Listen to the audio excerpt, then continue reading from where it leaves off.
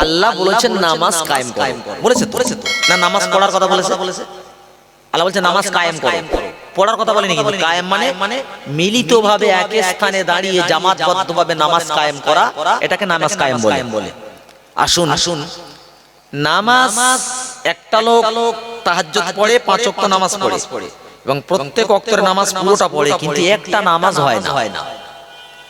আর একজন শুধু ফরজ, ওয়াজিব আর সুন্নত পড়ে, তাহাজ্জুদ 2-4 রাকাত পড়ে, কিন্তু যতটুকু পড়ে সুন্দর সহি পড়ে। এবার শুনে নেন হাদিসটা, শুনে নেন। আন্না রাসূলুল্লাহ সাল্লাল্লাহু আলাইহি ওয়াসাল্লাম দাখালাল মসজিদ, আমার নবী মসজিদে প্রবেশ করেছেন। ফাদাখালা রাজুলুন ফাসাল্লা, একটা লোক, একজন সাহাবী মসজিদে ঢুকলো, ঢুকে সেও নামাজ করেছে।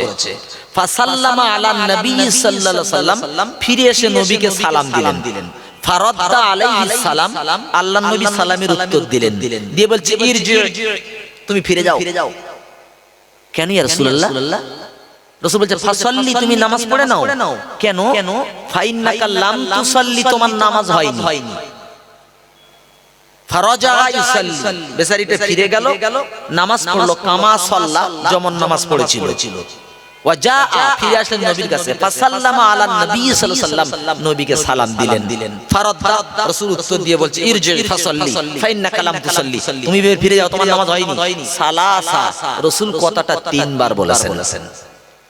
তখন সাহাবীটা বলছে ওয়াল্লাযী বাসাকা বিল হক, আমি সাক্ষ্য দিচ্ছি ইয়া রাসূলুল্লাহ, যে আল্লাহ তোমাকে সত্য সহকারে প্রেরণ করেছেন, মা উহসিনু গায়রা, ইয়া রাসূলুল্লাহ এর থেকে ভালো নামাজ আমি পড়তে জানি না। ফাআল্লিমনি,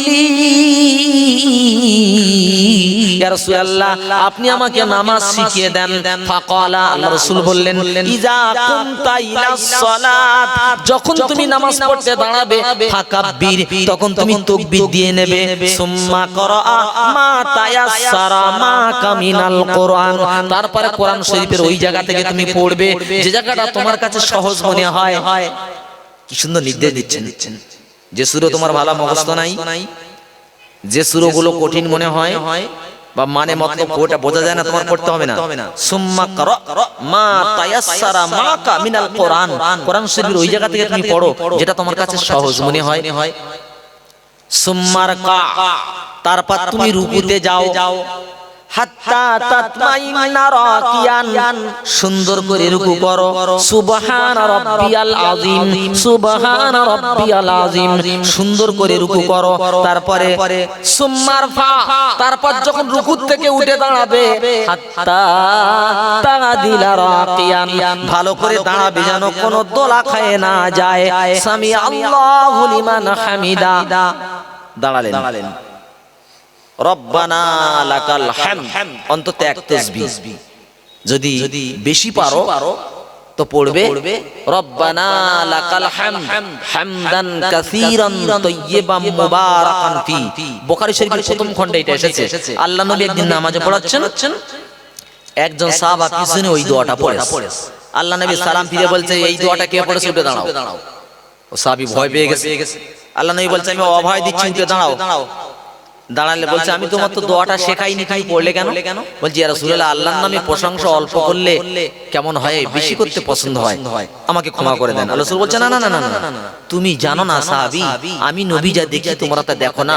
তুমি এই দোয়া পড়েছো বলে 30 জন আল্লাহর ফেরেশতা, তারা কে কতটা নেকি আগে লিখবে তাদের মধ্যে প্রতিযোগিতা চলতেছে। বলেন সুবহানাল্লাহ। তাহলে সামি আল্লাহু লিমান হামিদা, স্ট্রেট সোজা হও। তারপর সুম্মা সুজুদ, এবার তুমি সিজদায় যাও।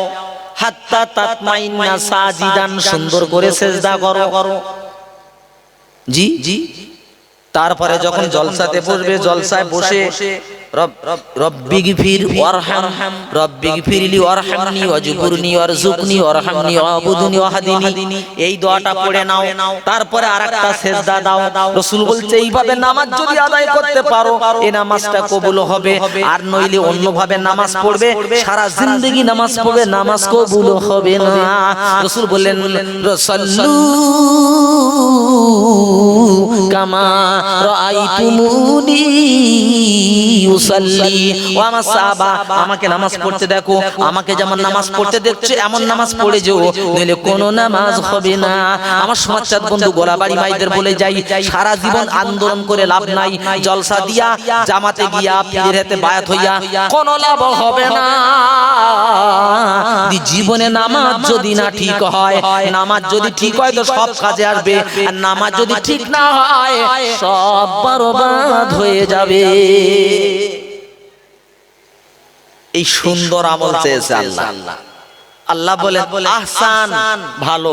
যদি বলতেন আকসার, আলিফ কাফ দিতেন তাহলে এর মানে দাঁড়াতো কে কত বেশি নামাজ পড়ে আসতে পারে। আল্লাহ বলছেন না, বেশি নামাজ না, নামাজটা অল্প হবে লেকিন নামাজটা খুব সুন্দর সহি শুদ্ধ হবে। শুধু নামাজ না, আরো আছে কি? আল্লাহ বলেন ওয়ালা তায়াম্মামুল খাবিসা মিনহু তুনফিকুন। এই বান্দা, আমি আল্লাহ তোমাদের বলে দিলাম, তোমরা যখন দান করতে যাও, দান করার সময় খারাপ খারাপ জিনিস খুঁজে খুঁজে বেড়াইও না। আমার রাস্তায় যখন দান করতে যাবে তখন তোমার সবথেকে পছন্দনীয় জিনিসটা আমার রাস্তায় দান করে দেবে, কারণ হাবিবুল্লাহ তোমাদের অন্তর জানে না, মুখটা দেখে। আমি আল্লাহ ইন্নাহু আলিমুম বিজাতিস সুদূর, আমি আল্লাহ তোমার অন্তরের খবরটা রেখেছি। তুমি অন্তরে কি নিয়েতে দান করতেছো, ভালোটা না খারাপটা, আমি আল্লাহ দেখতেছি। সুতরাং খারাপ দিতে যেও না। খারাপ তুমি দুনিয়াতে দেবে, লোকে অবশ্যই নিয়ে নেবে, কিন্তু কিয়ামতের ঘাটে কিয়ামতের মাঠে জরিমানার খাতায় যাবে, ওটা দানের খাতায় কোনোদিন যাবে না। সুন্দর আমল, ভালো চরিত্র, সুন্দর দাড়ি। দাড়িটা কতটা হবে? সুন্নতি দাড়ি হলো এক মুষ্টির বাইরে হবে, এরকম দাড়ি রাখো। টুপিটা কেমন করবে? নবী কেমন টুপি পরতে বলেছে। জামাটা কেমন হবে? নবী কতটা বলেছে। পায়জামাটা কত হবে?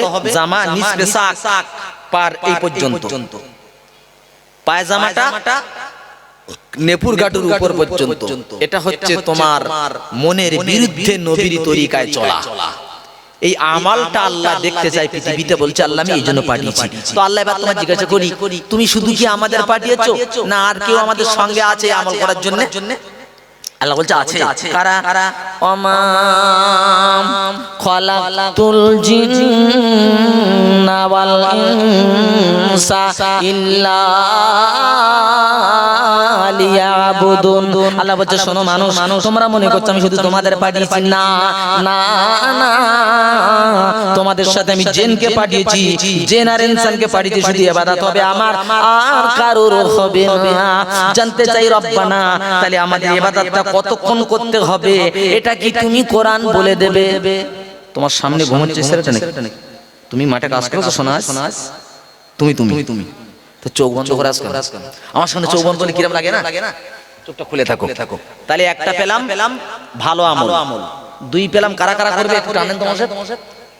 2 নম্বর পেলাম কারা কারা করবে, কারা কারা করবে? জিন ইনসান।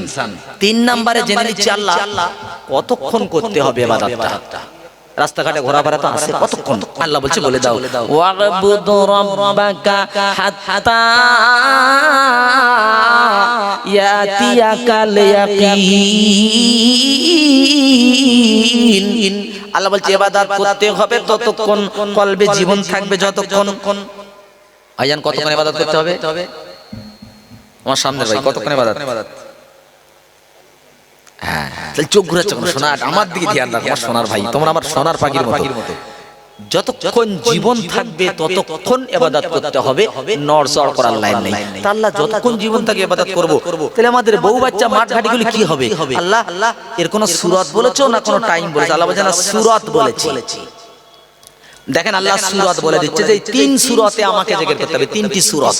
আল্লাহ বলছেন ওয়াল্লাযীনা ইয়াযকুরুনাল্লাহা কিয়ামান ওয়া কুদাও ওয়া আলা জুনুবিহিম ওয়া ইয়াতাফাক্কারুনা ফি খালকিস সামাওয়াতি ওয়াল আরদ রব্বানা মা খালাকতা হাযা বাতিলা সুবহানাকা ফাকিনা আযাবান নার। জোরে বলেন আল্লাহু আকবার। এটা জোরে বলেন নারায়ে তাকবীর। ওয়াল্লাযিনা যারা ইয়াযকুরুনাল্লাহ, আল্লাহ বলছে জিকির করে আল্লাহর, কিয়ামাও দাঁড়ালে আমার জিকির করে, ওয়াকুদাও শুলে আমার জিকির করে, ওয়ালা জুনুবিহিম কুদাও বসলে আমার জিকির করে, ওয়ালা জুনুবিহিম শুলে আমার জিকির করে। এবার আপনারা নিজেরাই উত্তর দেন, মানুষের এই তিনটের বাইরে আর কোনো অবস্থা আছে কি? হাঁটবে, ছুটবে, কষ্ট হলে পড়বে, তার থেকে বেশি কষ্ট হলে শোবে, এর বাইরে আর কিছু আছে?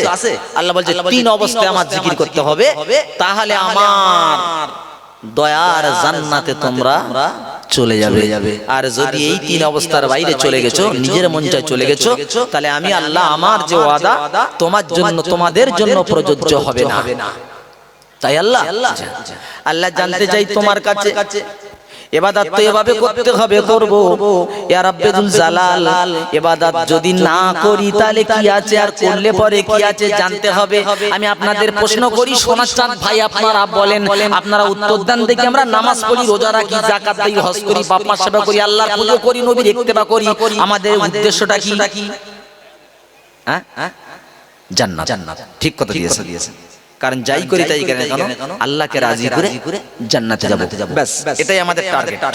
আর আল্লাহ ওটাই বলেছেন যে তোমরা জান্নাতের দিকে দৌড়াও, জান্নাতের দিকে। এই কথা বলে আল্লাহ বলছে তোমরা কি মনে করছো যে জান্নাত তৈরি করে রেখেছি মামুর বাড়ির পিঠে, দুনিয়াতে যা খুশি তাই করে চলে যাবে, আর গিয়ে দরজা খোলা থাকবে, মামুর বাড়ির পিঠের মতো খাবে? এটা কি তোমরা মনে করছো? আল্লাহ বলছে না, আম হাসিবতুম আন তাদখুলুল জান্নাহ, তোমরা কি মনে করছো যে জান্নাতে চলে যাবে? ওয়ালাম্মা ইয়াতিকুম মাসালুল লাযিনা খালাউ মিন ক্বাবলিকুম, আল্লাহ বলছে শুনে রেখে দাও, তোমাদের এখন সেই পরীক্ষা নেওয়া হয় নাই যে পরীক্ষা তোমাদের আগের উম্মতদেরকে নেওয়া হয়েছে। আগের নবীদের প্রতি যা ব্যবহার করা হয়েছে, তোমাদের আগের উম্মতের উপরে যে অত্যাচার হয়েছে, এখন সেটা তোমাদের তো হয় নাই। মাসাতুহুমুল বাসা ওয়াদ-দাররা, আল্লাহ বলে তাদেরকে ধরেছিল অভাব, অনটন আর বিপদ মুসিবত একসঙ্গে ধরে ফেলেছে। হাত্তা ইয়াকুলুর রাসূল, শেষ পর্যন্ত নবী বলে ফেলেছে, ওয়াল্লাযিনা আমানু মাহু, যারা ঈমান এনেছিল নবীর সাথে তারাও বলে ফেলেছে, মাতা নাসরুল্লাহ, আল্লাহ কখন আসবে তোমার সাহায্য? মার খেতে খেতে দেয়ালে পিঠ থেকে গেল, আল্লাহ কখন পাবো সাহায্য? আল্লাহ উত্তর দিচ্ছেন, আলা ইন্না নাসরাল্লাহি করিব, আমার সাহায্য তোমাদের নিকটবর্তী হয়ে গেছে, দেরি করতে হবে না। ও ভাইজান, আল্লাহ বলছে সাহায্য নিকটে, আর তার মাঝখানে কি বলেছেন? তোমরা জান্নাতে যদি যেতে চাও তাহলে ওদেরকে একটু স্মরণ করো, তোমাদের আগে যারা ঈমান এনেছিল ওদের অবস্থাটা কি হয়েছে, তোমাদের কি সেই অবস্থা এসেছে আগে দেখো। তো আল্লাহ কাদের কি অবস্থা করেছে একটু শোনাও আল্লাহ, তখন একটা একটা করে মন দিয়ে শুনবেন। প্রথম হচ্ছে নাম হচ্ছে আব্দুল্লাহ ইবনে হুযাইফা, আব্দুল্লাহ ইবনে হুযাফা ইবনে কাইস আস-সাহমি রাদিয়াল্লাহু তাআলা আনহু। খুব মন দিয়ে শুনেন ঘটনাটা, যদি কেউ শুনে থাকেন আমার কাছে হাত তুলবেন, যে আমরা শুনেছি এর আগে, তাফসীর থেকে টেনে টেনে টেনে আনতে হচ্ছে। বাসাহুলি হারবির রম, ওমর ফারুকের জামানা চলতেছে। ওমর ফারুক ওই সময় আব্দুল্লাহ ইবনে হুযাফাকে রোমের বাদশার বিরুদ্ধে যুদ্ধে পাঠিয়েছে। তখন তৎকালীন রোমের বাদশার নাম হচ্ছে কায়সার। নামটা কি? কায়সার। কায়সারের বিরুদ্ধে যুদ্ধে গেল। কায়সার হাজার হাজার মুসলমানদের বন্দী করে বন্দী করার পর কায়সারের কানে একটা খবর এসেছে। কি খবর? সুবাতুহুম আলাল হাক্কি ওয়া যুরওয়াতুহুম আলাল মাউত। কায়সার শুনেছে যে নাকি মুসলমানেরা ঈমানের উপরে পাহাড়ের মতো মজবুত হয়ে থাকে, মুসলমান নাকি কোনোদিন মৃত্যুকে ভয় পায় না। এই কথা বাদশা কায়সার শুনতে পেয়েছে। শোনা পারে আমারাহু আইয়ুহদারা আমারাহু আইয়ুহুদ বিআইয়ুহদারা বাইনা আইদিহিম আসীরুম মিনাল মুসলিমিন। তখন ওই বাদশা বলছে, যাও ওই মুসলমানদের দলের ভিতর থেকে একজনকে সামনের থেকে আমার কাছে আনো, দেখি ওরা কেমন মৃত্যুকে ভয় পায় না, দেখা যাক। এখন সামনের কাতারে দাঁড়িয়েছিল, তার নাম আব্দুল্লাহ ইবনে হুযাফা ইবনে কাইস আস-সাহামী। শুধু আব্দুল্লাহ নামটা মনে রাখলে হবে, এত বড় নাম সবাই মনে রাখতে পারবেন না। ওনাকে ধরে আনা হলো। আনার পরে বাদশা কায়সার বলছে, আর সবাইকে তো মেরে দেবে একদম, ও বন্দী করে সবাইকে মেরে দেবে। এনাকে ডেকে বলছে, দেখো তানাসার আনা উতলিকুকা মিনাল আসির, তুমি খ্রিস্টান হয়ে যাও, আমি তোমাকে ছেড়ে দেব। হযরত আব্দুল্লাহ বলছে, লা, কখনো না। এবার বাদশা কায়সার বলছে,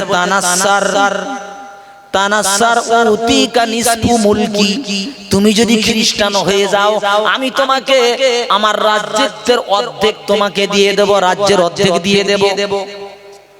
আব্দুল্লাহ বলছেন, লা, মিলিয়ে নেবেন। ঈমান কোথায় বিক্রি হচ্ছে আমাদের? এখানে যদি আমাকে বলে 500 টাকা দিচ্ছে, একটু টিএমসি বা সিপিএম এর দালালি কর, তো মনে হয় ও বকে গলা বসিয়ে ফেলবে। 500 টাকার বিনিময়ে 1000 টাকা ঈমান বিক্রি, 5 টাকায় 10 টাকা ঈমান বিক্রি। বুঝতে পারছেন না ভাইজান? জলসায় গিয়েছি 3 ঘন্টা ওয়াজ করে, 1 টাকা বেশি নাই, কিন্তু আরেকটা জলসায় এসে আধা ঘন্টা একটু কম হয়েছে, 3000 টাকা কম। এ হচ্ছে আমাদের ঈমান, এ হচ্ছে আমাদের ঈমানের পরিচয়। কোথায় ঈমান বিক্রি হচ্ছে দেখেন। আমরা তো ঈমান রাস্তাঘাটে যেখানে সেখানে বেচে দিলাম, বুঝছেন না? আমার প্রাণের ভাই বলছে, দেখো তানাসার উতিকা নিসফু মুলকি, যদি তুমি খ্রিস্টান হতে পারো আমি বাদশা কথা দিলাম আমার রাজ্যের অর্ধেক তোমাকে দিয়ে দেব, তুমি খ্রিস্টান হও। ক্বালা আব্দুল্লাহ, লা, না আমি পারবো না। তখন ফের বাদশা বলছে, তানাসার উতিকা নিসফা মুলকি ওয়া উশরিকুকা ফি হুকমি, যদি তুমি আমার সঙ্গে খ্রিস্টান হও রাজ্যের অর্ধেক তো তোমাকে দেব, আর সেই সঙ্গে আমি যে রাজা, আমি যে বাদশা, আমার যে হুকুমে প্রজারা ঘরে, পুলিশ প্রশাসন ঘরে, এই হুকুমের মধ্যে তোমাকে শরীক করে নেব। তুমিও হুকুম করলে প্রজারা ঘুরবে, পুলিশ ঘুরবে। আব্দুল্লাহ বলছে, লা, কখনো না। আব্দুল বলছে, আল্লাহি লাউ আতাইতানি মুলকাকা ওয়া মুলকা আবাইকা ওয়া মুলকাল আরাবি ওয়াল আযাম আনতারফা দীনি ইলা আকির।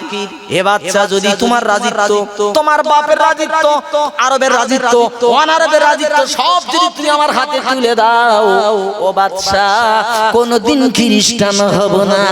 ও বাদশা শুনে রেখে দাও, ঈমান সদায় করা হয় না, ঈমানের সদায় হয় না, ঈমানের দরদাম করা যায় না, ঈমান বিক্রি করা যায় না। ঈমান কিনতে পারে একমাত্র আল্লাহ, এটা দিয়ে তুমি কোনোদিন পারবে না। তোমার রাজ্য, তোমার বাপদাদার রাজ্য, তোমার আরবের রাজ্য, অনারবের রাজ্য সব যদি হাতে তুলে দাও বাদশা, তারপর কোনোদিন খ্রিস্টান হব না। বাদশা বলে, ধর, চতুর্দিক থেকে তীর ধর। এখন তো তীর নেই, পিস্তল, AK-47 রিভলভার ধরা হয় না, মারার জন্য চতুর্দিকে তাক করলো। তো আব্দুল্লাহ ইবনে হুযাফাকে চতুর্দিকে তীর তাক করলো, কাজ হলো না। বলছে জেলে দিয়ে বলেছে, মানাউহু আত-তাআম ওয়াশ-শারাব, সাথীদের বলে দিল ওকে পানিও দিবি না, ভাতও দিবি না, কোনো খাদ্য দিবি না, টোটাল খাদ্য নিষিদ্ধ। বেশ কয়েকদিন যাওয়ার পর জেলের প্রহরীরা এসে দেখে যে আব্দুল্লাহ মৃত্যু মুখে পতিত হয়েছে, জানটা যায় এসে বলছে বাদশা কি বলে আব্দুল্লাহ মনে আর বাঁচবে না। বলছে কেন? বলে না খেয়ে একদম জানটা দুক করছে। বাচ্চা বলছে একটা কাজ করো, শুকরের মাংস আর মদ নিয়ে ওর কাছে চলে যাও। জোরে বলেন নাউজুবিল্লাহ। শুকরের মাংস আর মদ আনা হলো। ইমানের পরীক্ষা চলছে, তুমি আমি নবীর সেই উম্মত আর তারা উম্মত, এই পরীক্ষা তোমার উপরে এসেছে কি দেখো। এরা যখন নিয়ে গিয়ে বলছে আব্দুল্লাহ ওঠো, কি আছে বলে এই নাও। আব্দুল্লাহ বলছে আমি জানি এটা শুকরের মাংস, এটা মদ। বলে হ্যাঁ। বলে শোন, এই মোমেন্টে আল্লাহ আমার জন্য হালাল করেছে, শুকরের মাংসটা আমার জন্য হালাল, মদও আমার জন্য হালাল। কারণ আল্লাহ কোরআনে বলেছে ফামানি দে তোর গায়রা বাগিউ ওয়ালা দিন ফালা ইসমা আলাই। যদি তুমি কিছু না পাও, মৃত্যু মুখে পতিত হয়ে গেছো, হালাল মাল খুঁজে পাচ্ছ না, আল্লাহ বলছে জীবনটা বাঁচার জন্য বিদ্রোহী না হয়ে, জীবনটা বাঁচার জন্য অতটুকু হারাম তুমি খেতে পারবে, যতটুকু হারাম খেলে ওই শ্বাস পর্যন্ত পৌঁছাতে পারবে। তার মানে গলা পর্যন্ত না। কথা একটু ভালো করে বোঝা দরকার। শুকরের গোশত হালাল হয়, মরা গরুর গোশত হালাল হয়, মদ হালাল হয়। তখন আপনি কোনো হালাল খাদ্য খুঁজে পাচ্ছেন না, মৃত্যু মুখে পতিত হয়ে গেছে, মরে যাবেন, তখন তোমার সামনে হারাম খাদ্য যদি এসে যায়, তুমি অতটুকু খেতে পারো যতটুকু খেলে আরো কয়েক ঘন্টা বাঁচতে পারবে। তার মানে হালাল খাদ্যর মতো একদম গলা হুলুন পর্যন্ত খাওয়া বলো যাবে না। তা আব্দুল্লাহ বলছে দেখো আমি জানি আমার জন্য হালাল, কিন্তু আজকে আমি এটা খাবো না। বলছে কেন? বলে আমি যদি খাই তাহলে টোটাল ইহুদি খ্রিস্টানেরা বলবে যে মুসলমানেরা মৃত্যুকে থেকে ভয় পায়, যার জন্য মরার সময় মরণের ভয়তে মদ খেয়ে তা শুকরের মাংস খেয়েছে। ওরে খ্রিস্টানের প্রহরীরা শোন, আমি আব্দুল্লাহ মারা যাবো তাতে ঠিক আছে, অসুবিধা নাই, কিন্তু ইসলাম নিয়ে হাসাহাসি করবে, ইসলাম নিয়ে কৌতুক করবে, ইসলাম নিয়ে তারা ঠাট্টা করবে, এমন কাজ কোনোদিন হবে না, কোনোদিন সম্ভব নয়। ক্লিয়ার বলে দিলেন। ধরে রাখবেন ঘটনাটা। কিন্তু আমাদের চরিত্র কোন জায়গায়?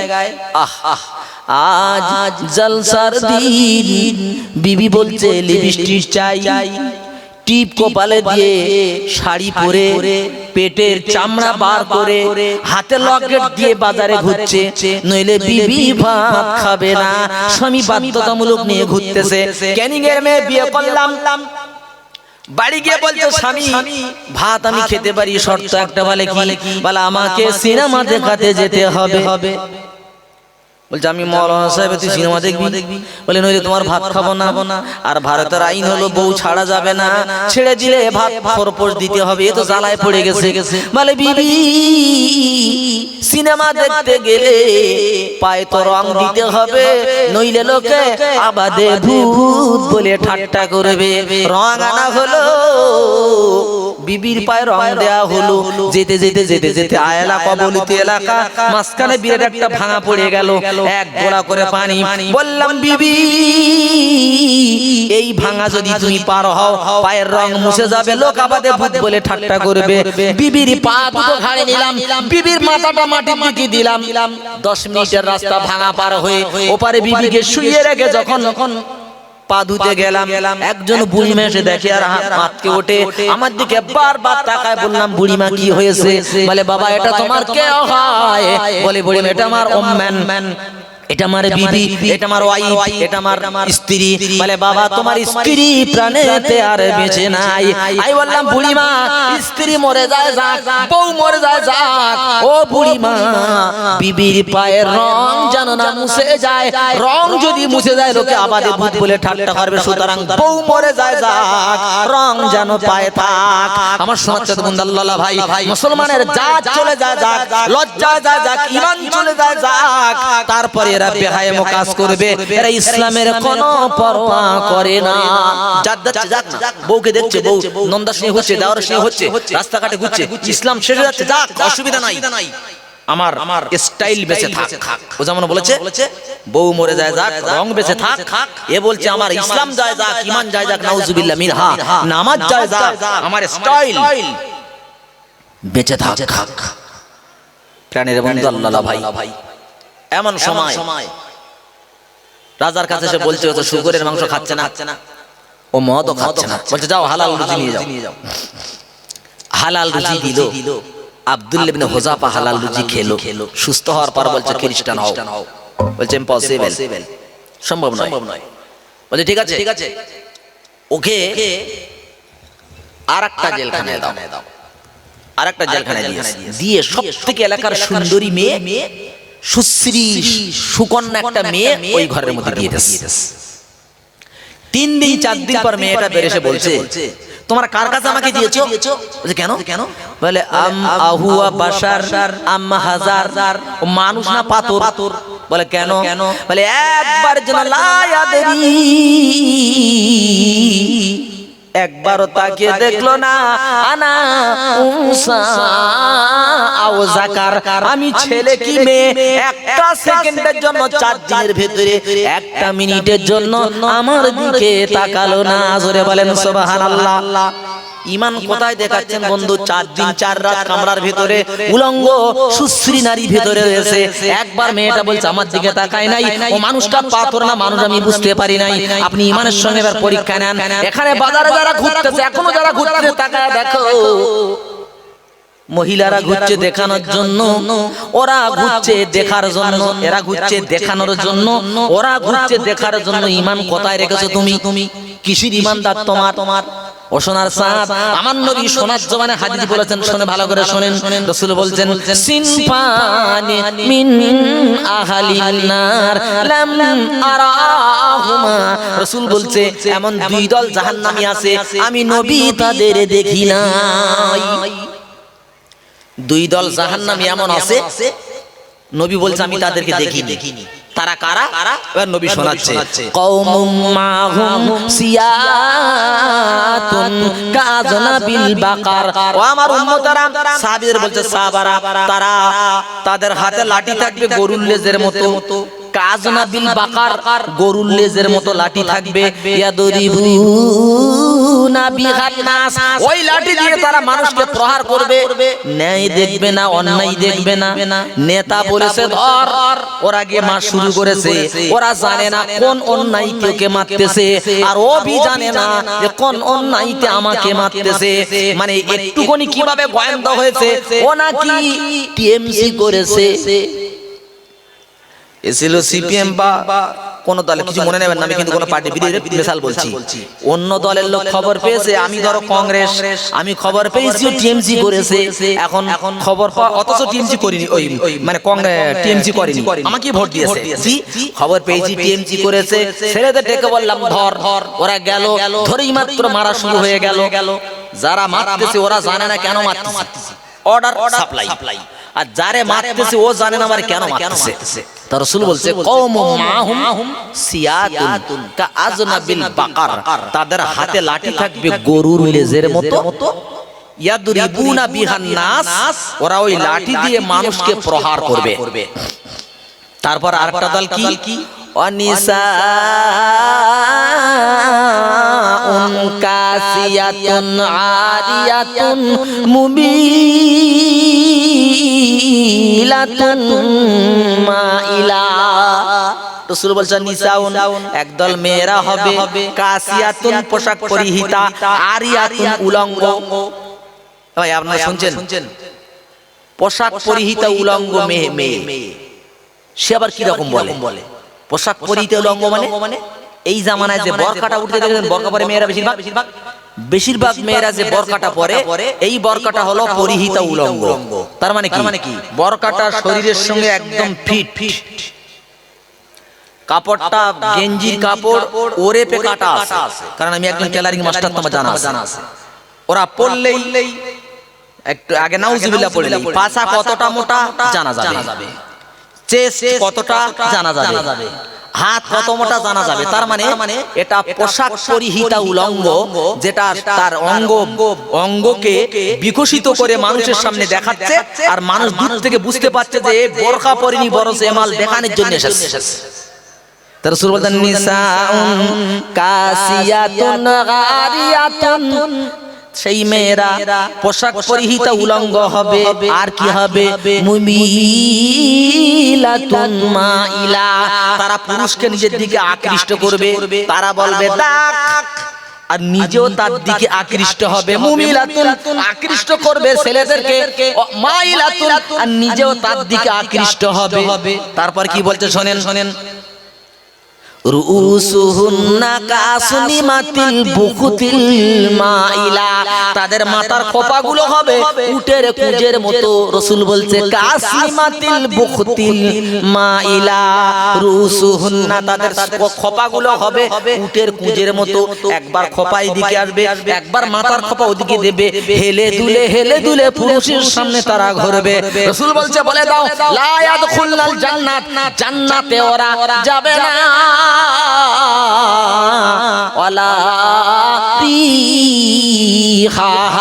এমনকি জান্নাতের সুগন্ধ তাদের নাক পর্যন্ত যাবে না, অথচ জান্নাতের সুঘ্রাণ 40 বছর দূর থেকে পাওয়া যাবে। জান্নাতের সুঘ্রাণ, ওই সুঘ্রাণটুকু ওদের নাক পর্যন্ত যাবে না। আল্লাহুম্মা